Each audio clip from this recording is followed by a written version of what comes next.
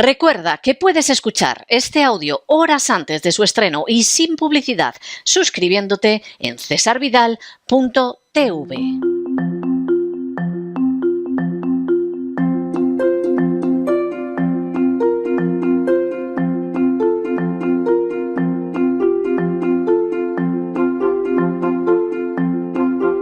Palabras al aire con Sagrario Fernández Prieto.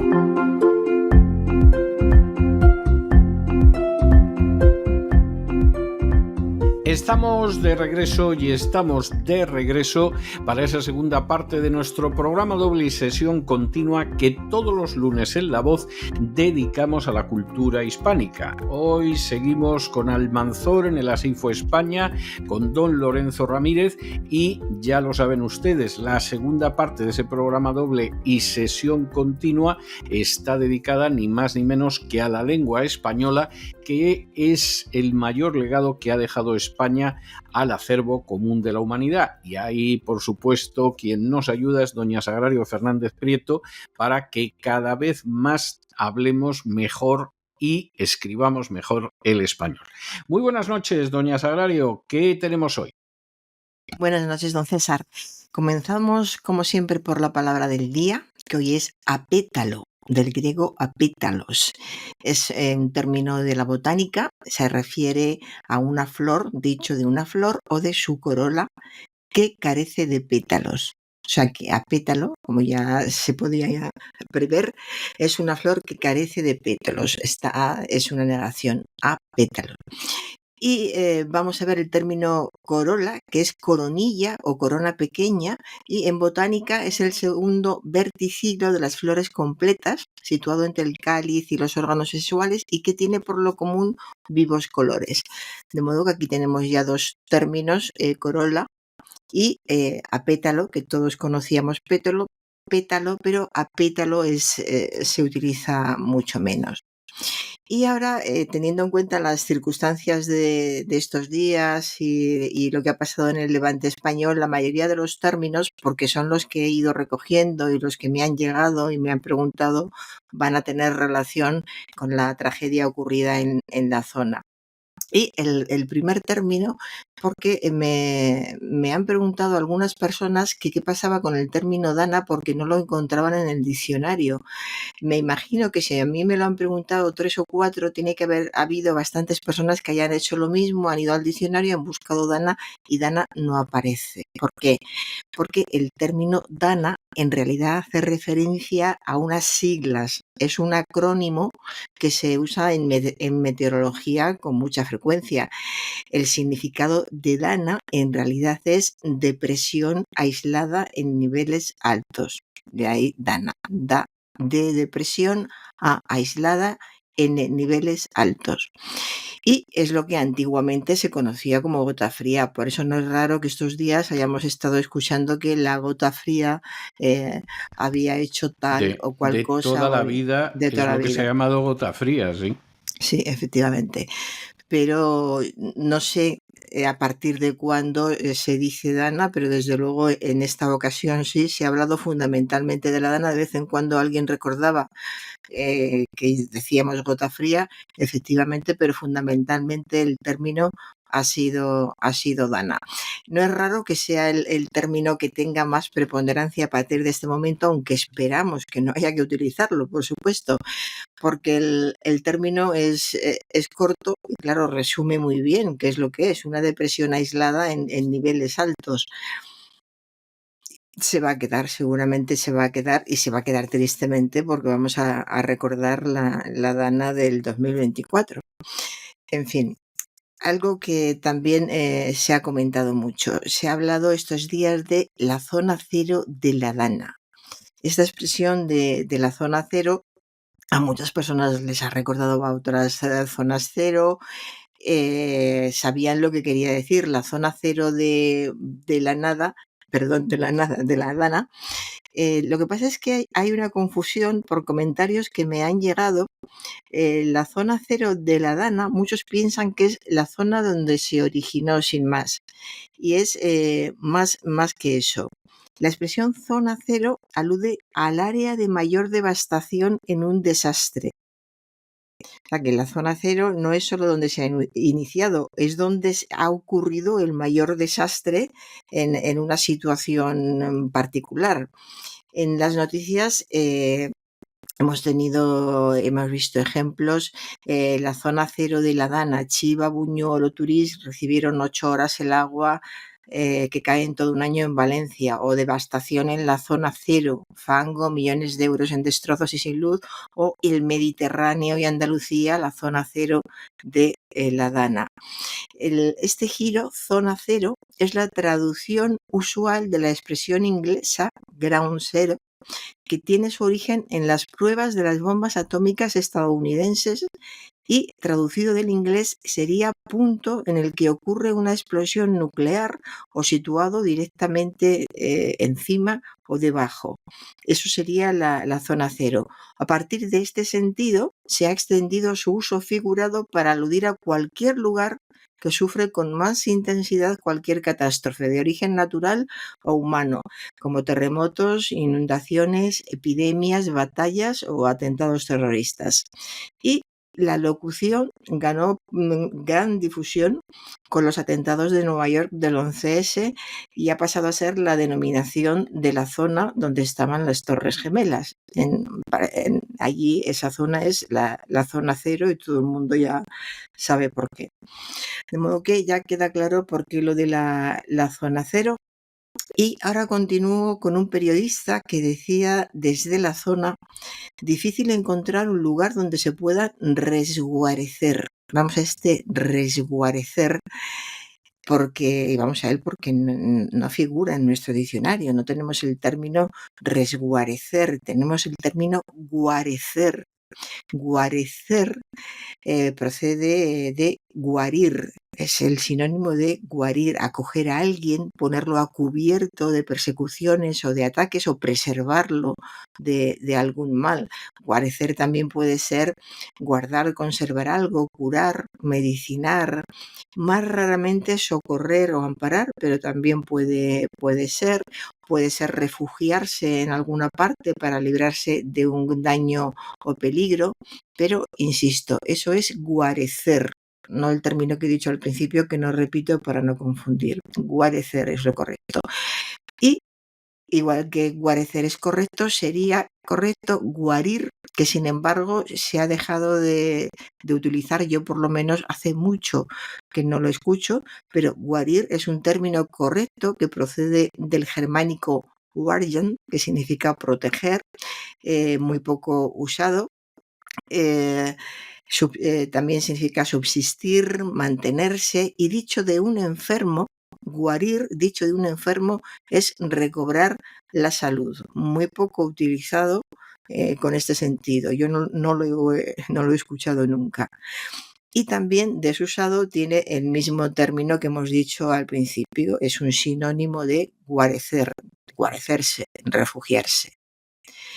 Y continuamos ahora con cosas que he ido recogiendo de los comentaristas sobre todo y que nos sirven para analizar otras cosas. Por ejemplo, un reportero decía que los vecinos estaban atónitos de toda la situación. Atónitos de. El adjetivo atónito tiene seudónimos, iba a decir. No me salió ahora seudónimos, no. Palabras similares como atónitos, estupefactos, aturdidos, desconcertados. Y aquí lo que me interesa, o sea, el término es correcto, decir que los vecinos estaban atónitos, pero sinónimos, quería decir sinónimos, perdón, no me salía sinónimos.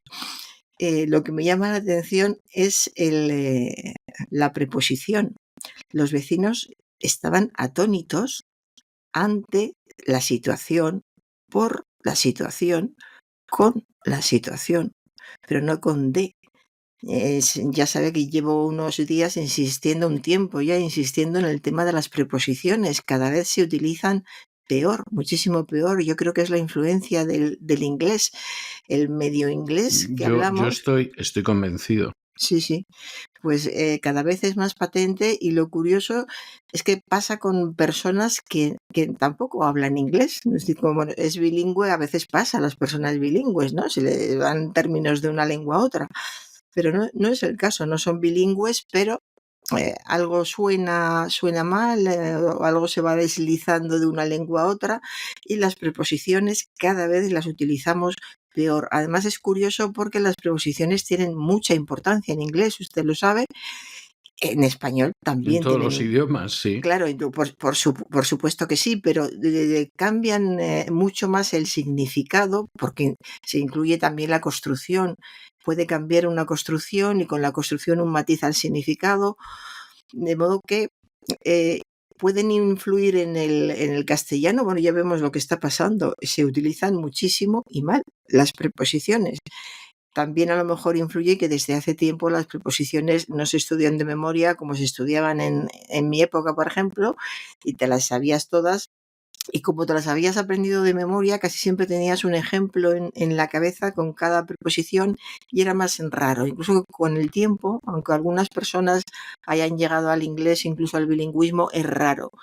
Pero ahora, en fin, son circunstancias que han coincidido y lo que yo sí constato cada día es que cada vez se utilizan peor las preposiciones en español. Y seguimos con los efectos de la Dana y los comentarios a partir de esos efectos. Alguien decía que después de tantos días choqueado se encontraba un poco mejor. Después de tantos días choqueado. Bien. Esto me parece más bien que es influencia quizá del sur de América, ¿no? De los hispanos. Sí, los hispanos que lo toman del inglés. Sí, eso es. Porque choqueado es en estado de shock. Estado de shock es conmocionado, revuelto, alterado. Shock es una voz inglesa, efectivamente. Y también en vez de shock, o sea, pues si hubieran dicho en estado de shock, hubiéramos dicho que no hace falta decir shock porque tenemos términos en castellano.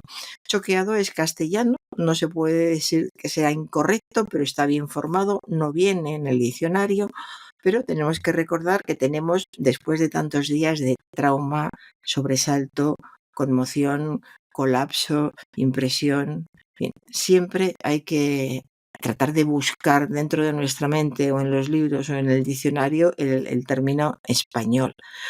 Y luego sí está el verbo choquear, que choquear, como suena, choquear, sí aparece en el diccionario, pero no es un término que se utilice en español, se utiliza en Bolivia, en Chile, quería decir en España, se utiliza en Bolivia, en Chile, en Cuba, en México y en Paraguay, con el significado de producir un impacto emocional a alguien.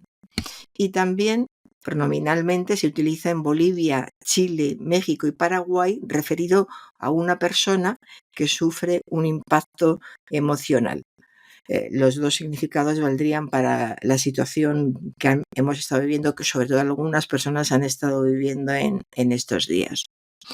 Y ahora ya nos alejamos un poquito de la Dana y voy a una entrevista en un programa de televisión en el que una señora muy conocida, que por cierto, no voy a decir el nombre porque nunca digo el nombre de nadie, aunque mucha gente sabrá de quién hablo porque la vería, me ha sorprendido porque es una señora que se explica muy bien, tiene muy claro lo que quiere decir y humanamente se comportó muy bien en la entrevista porque el entrevistador era valenciano. La entrevista era el mismo día en que estaba sucediendo todo el asunto de la Dana. Entonces, esta persona, ella, se encargó de tranquilizarle, le cogió de la mano y le dijo: tú tranquilo, dame la mano y tú tranquilo, que yo voy contando todo lo que te tengo que contar. Y así se hizo la entrevista y la verdad es que a mí me gustó, me cayó bien, yo me sorprendí porque es una señora que nunca hubiera pensado que me cayera bien, pero sí, me sorprendió. A veces que debemos tener cuidado con estos juicios de valor que hacemos, pues fulanita es tal, fulanita es esto, es lo otro. A ver, En primer lugar, no hay que juzgar a nadie y el tiempo irá mostrando cómo es el alguien en cuestión. Bueno, este alguien hablando ya es otra cosa. Hablando dijo, por ejemplo, a ver, no voy a hablar de yo. No voy a hablar de yo. No voy a hablar de yo. Bien. De yo, no de ello, de yo. Yo. Sí, sí. Yo sola no, no voy a hablar de yo. No voy a hablar de yo en vez de no voy a hablar de mí. Mí, del latín mi, que es el dativo de ego, que significa yo. Y es la forma tónica, mi es la forma tónica de yo, es el pronombre personal de primera persona, tanto en masculino como en femenino singular, y va precedida de preposición, y de esa forma, precedida de preposición, designa a la persona que habla o escribe. Es decir, no voy a hablar de mí o incluso no voy a hablar para mí. Pero no lo que he dicho al principio, no voy a hablar de yo. Esto es un error que habla mucho de la gramática elemental que nos dieron en el colegio, que no sé si ahora se estará dando. No sé si las generaciones actuales dentro de 20 tengo años... la sospecha de que no, ¿eh? O sea, que no van a ser capaces de decir no voy a hablar de mí. Pero es que tampoco van a ser capaces de decir no voy a hablar de yo. Si lo han oído, a lo mejor. Sí, difícil. Porque además yo la impresión que tenga es que se repite muy poco, porque el memorizar todavía no ha llegado el momento. Yo pensaba que se puso de moda memorizar durante un tiempo, que pasaría un tiempo y entonces en la enseñanza se darían cuenta que la memoria es fundamental. No es aprenderte las cosas de memoria sin entenderlas, como decían en el colegio, que no debíamos hacerlo si no entendíamos lo que estábamos leyendo. En otros colegios no decían eso. Tú apréndetelo de memoria y lo entenderás Y ya después. está, Que parece una exactamente. barbaridad, pero no lo es. No, Tú te no. aprendes Tiene algo de verdad, sí. Sí, y después de repetirlo varias veces es precisamente cuando te das cuenta de qué es lo que estás diciendo. Pero, en fin, la enseñanza ha cambiado tanto que yo dudo mucho de que se hagan algunas cosas que eran muy útiles. Me parece bien que no se hagan otras, pero las cosas que eran útiles, ¿por qué dejarlas? ¿Por qué no vamos a cuidar la memoria? ¿Qué somos sin memoria? En todos los aspectos. Además hay que tener en cuenta que el aprenderse muchas cosas de memoria ayuda a todo, no al currículum de aprender al currículum profesional, ¿no? A tu propia vida, es ejercitar la mente al fin y al cabo. Y la mente es lo que tenemos que tener sano hasta que nos vayamos de este mundo. Tener cierta lucidez, por lo menos. Sé que cada vez se habla más de los casos que hay en que las personas se enferman por Alzheimer o por pérdida de memoria, en fin. Hay que cuidar todo esto y siempre debemos dar ese paso, creo yo, a ¿qué habría hecho mi madre o qué habría hecho mi padre? Ahora que ya no tenemos que discutir con ellos, ni aguantarles, ni decirles que estamos en contra o a favor, con toda tranquilidad, ¿qué habrían hecho? Y comparar, no es que lo que hubieran hecho esté bien, pero pensarlo. Y ya desde el momento en que empiezas a pensarlo y a comparar, ya tienes las ideas más claras.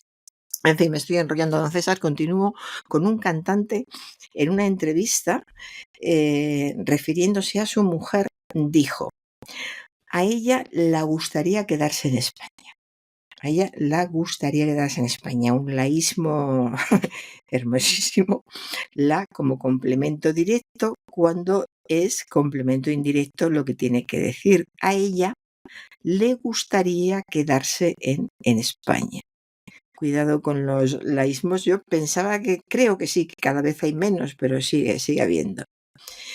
Y en un programa de radio escucho que alguien es una persona que padece de polifagia. Esto lo traigo como curiosidad, no porque sea incorrecto.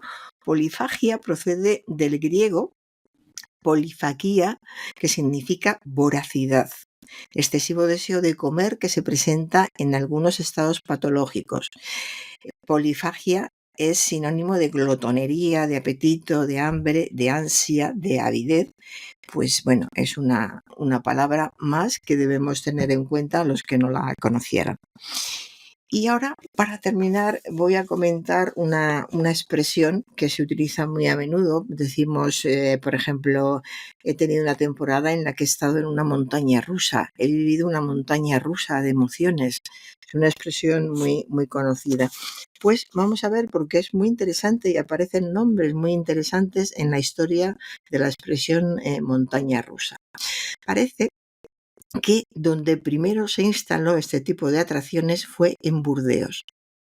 Según el historiador palentino Modesto Lafuente, el invento de la montaña rusa se debió a un parisino llamado Monsieur Populus en 1816, que llamó así a su invento porque, según él, los rusos se divertían por entonces haciendo montañas de hielo por las que se deslizaban sentados sobre una piel o algún asiento bajo. La montaña rusa que Lafuente vio en Francia era un gran armazón de madera, desde cuyo punto más alto la gente se deslizaba montada en carritos que, al ir sobre carriles, no podían salirse de su ruta. El costumbrista madrileño Mesoneros Romanos cuenta que Fernando VII, tras su boda con Isabel de Braganza, para distracción de la dama, mandó levantar en el Parque del Retiro una montaña artificial o montaña rusa, como ya se decía por entonces. Es decir, que el sintagma montaña rusa ya circulaba por Madrid entre los años 1815 y 1819. Fíjese, don César. Ya está bien, sí. Nuestros bisabuelos o tatarabuelos, no sé, divirtiéndose en la montaña rusa y nosotros nos enteramos ahora. Bueno, estas cosas suceden, o sea que, en fin, no nos vamos a engañar. Bueno, yo le he reservado hoy una canción muy bonita, que es un clásico, además, y me ha venido por lo del apétalo y las flores y todo lo demás, porque seguramente usted recordará una canción que decía que si vas a San Francisco, no te olvides de llevar algunas flores en el cabello. Sí, esa que dice, if you go to San Francisco, be sure to wear some flowers in your hair. Le tiene usted que sonar, por favor. Vamos. Bueno, muchísimo. Le he dejado cantar porque le estaba saliendo muy bonito. Muchas gracias. Es más, quería cantar yo, pero he dicho, no, mejor me callo, que está saliendo muy bien. Muchas gracias. Muchas gracias por callarme, ¿no? No, muchas gracias por los inmerecidos elogios. Pero, en fin, yo en principio le he escogido esta canción porque me parece muy bonita, una canción de la época, de los años 60, de la época hippie, que dice, si vas a San Francisco, pues no te olvides de llevar flores en el cabello, ¿no? Y es muy bonita, aunque sean a pétalas. En fin, serían unas flores un poco sosas si fueran a pétalas, pero bueno, en fin, que no se le olvide a nadie. Nos encontramos el jueves, doña Sagrario, un abrazo muy fuerte. En San Francisco, don César, hasta el jueves. No, en San Francisco no va a ser, pues una ciudad que no me gusta, tacho. O sea, ya se lo digo siempre. Que no. Sí, donde siempre. Venga, buenas tardes, don César. Y con estos compases que recomiendan que si vas a San Francisco no te olvides de poner flores en el cabello, en el pelo, hemos llegado nosotros al final de nuestra singladura de hoy del programa La Voz. Esperamos que lo hayan pasado bien, que se hayan entretenido, que incluso hayan aprendido una o dos cosillas útiles, y los emplazamos para mañana, Dios mediante, en el mismo lugar y a la misma hora. Y como siempre, nos despedimos con una despedida sureña. God bless you. Que Dios los bendiga. El programa La Voz es una producción de Artorias Incorporated y al amparo del derecho a la libertad de expresión no se hace responsable de las opiniones vertidas en el curso del mismo.